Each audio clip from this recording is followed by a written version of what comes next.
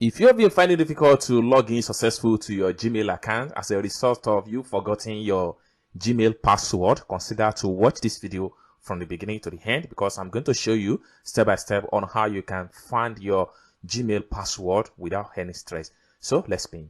But before we dive deep into the tutorial, if you are very new to this channel, remember to click on the subscribe, turn on the notification bell, so each time I post content about Google, you'll be notified.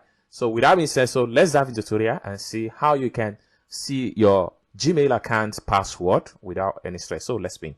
So the first thing you want to do right here is to come to the top right here. When you open up your Google browser like this, then just come to the top right here, click on these three dots here, and it takes you here. Then come down below here, make sure you click on settings. Then from settings, you have to come navigate to autofill and password. Click on that. Then it takes you to another page like this. Then you have to make sure you select Google Password Manager. Click on that.